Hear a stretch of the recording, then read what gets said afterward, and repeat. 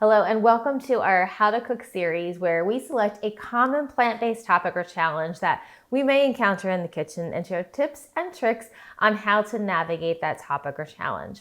The goal is to help you become more efficient and confident when preparing plant-based meals and to truly enjoy the fun experience and delicious dishes that plant-based eating has to offer.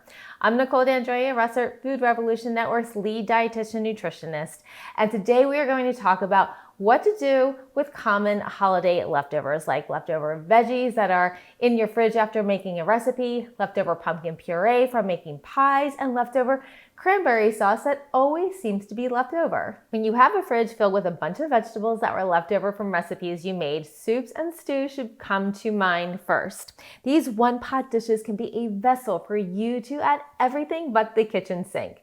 Consider starting with any aromatics that you have on hand, like onion and garlic, and sauteing them in a soup pot. You could also add your heartier vegetables that need to cook longer at this point.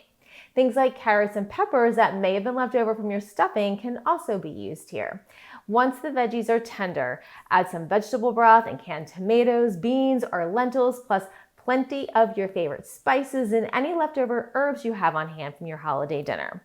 Remember that heartier herbs like rosemary and thyme can be added earlier to cooking, while tender herbs like parsley and chive should be added at the end of cooking. Let the soup simmer for about 15 minutes to really meld all of those flavors together and to make a delicious soup. Once you divide your soup between bowls, you can have a little fun by scooping leftover mashed potatoes into the center of each soup bowl or serving leftover cornbread alongside it. The beauty of soups and stews is that they can be made in one pot, making cleanup simple, which is always welcome after preparing an elaborate holiday dinner.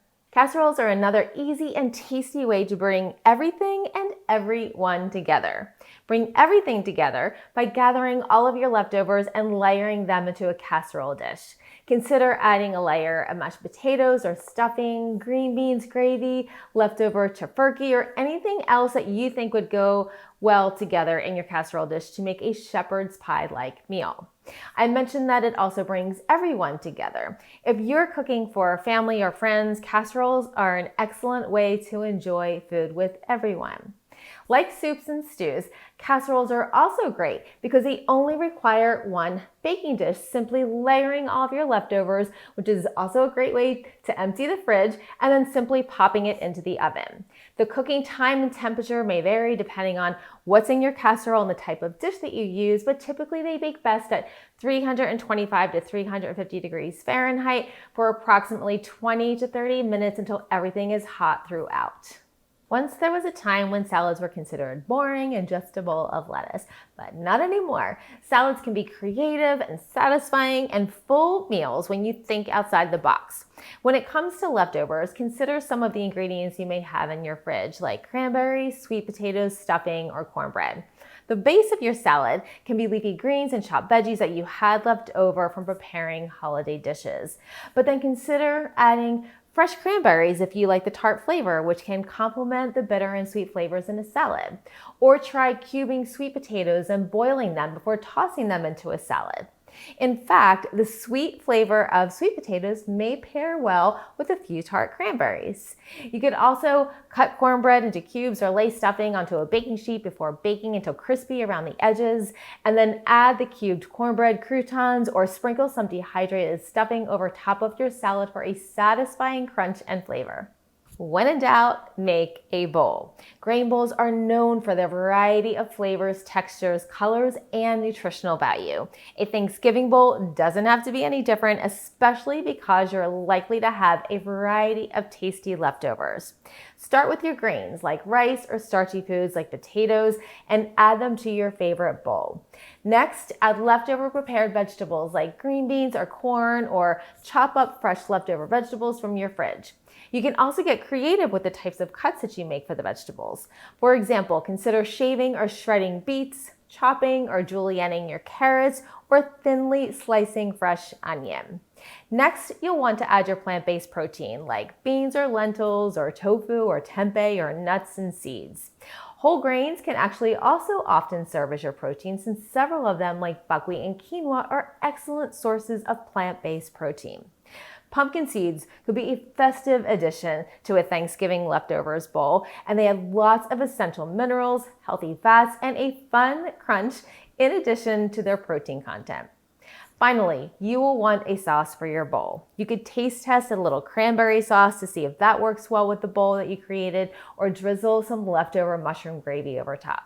And if you happen to have some fresh tender herbs left over, like parsley or chives, finely chop them and sprinkle them over top of your bowl for some extra flavor and nutrition.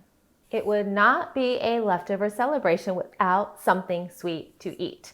If you stocked up on canned pumpkin puree like many do, and your cabinets are overflowing with canned pumpkin like mine, then I have some great news for you. Pumpkin puree can be used in a variety of dishes, from sweet to savory. For savory, consider stirring pumpkin puree into soups and stews, or layering it into your casserole dish. For something sweet, there are lots of options. You can make pumpkin chia pudding and enjoy it as a healthy, sustainable snack or as a breakfast.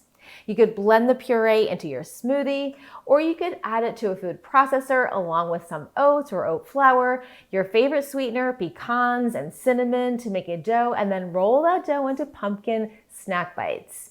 You could also use pumpkin in place of banana or oil in a recipe to add some moisture to baked goods like muffins, scones, and plant-based cookies. For breakfast, consider making overnight oats by layering pumpkin in between layers of oats and then pouring plant-based milk over top. Add your favorite sweetener plus a dash of cinnamon for a comforting and nourishing breakfast. I hope you gained some inspiration and new ideas from our How to Cook video today. Before we go, a few other thoughts on how to use your leftovers came to mind. Consider adding pumpkin puree or pureed sweet potatoes to pancake or waffle batter to create a vitamin A rich breakfast.